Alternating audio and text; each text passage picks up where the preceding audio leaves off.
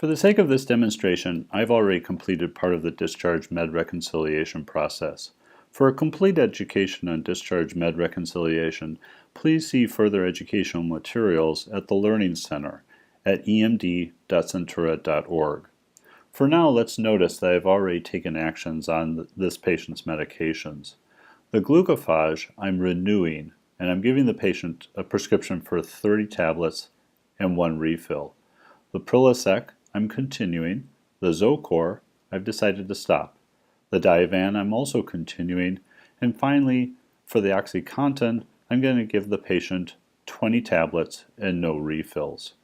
In addition to the patient's reported home medications, I'm going to provide the patient with a prescription for Bactrim DS, number 14, no refills.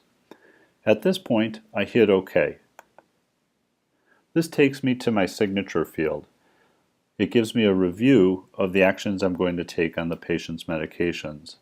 The Bactrim, which is a new medication, is in red, and we see that the discharge action is labeled as new. The glucophage is going to be renewed. I'm going to continue the patient's Prilosec, stop the Zocor, continue the Diovan, and the OxyContin, a controlled substance, is also in red, and I'm going to renew that prescription. I'll put in my PIN, and I'm going to click on Save and Print RX, which is the default option. This takes me to the Print field. At the top we notice the preferred pharmacy. For further information on how to add or edit a preferred pharmacy, please see additional educational material at the Learning Center at emd.centura.org. For now, we'll notice that we have 3 medications, the glucophage, the OxyContin, and the Bactrim. OxyContin is a controlled substance and always defaults to a print option.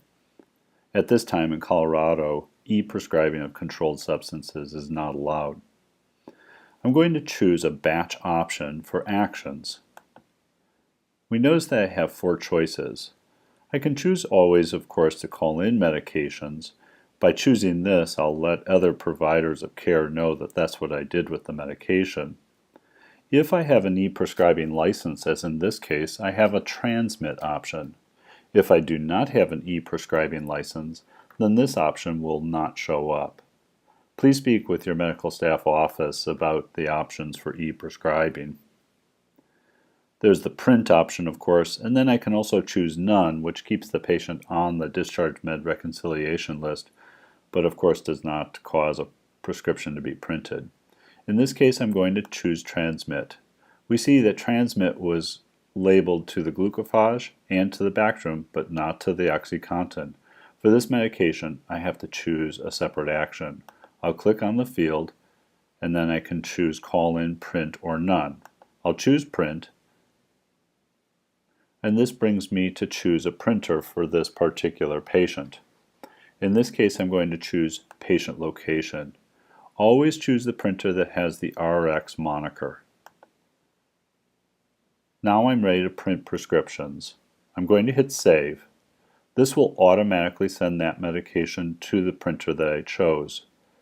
It also brings me back to the reconciliation field and the discharge process.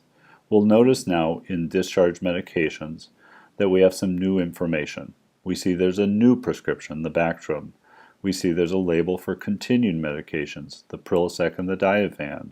There are changed prescriptions, the glucophage and the OxyContin, for which I created new prescriptions. And last, there are stopped medications, the Zocor. This concludes the video demonstration of printing prescriptions out of the discharge routine.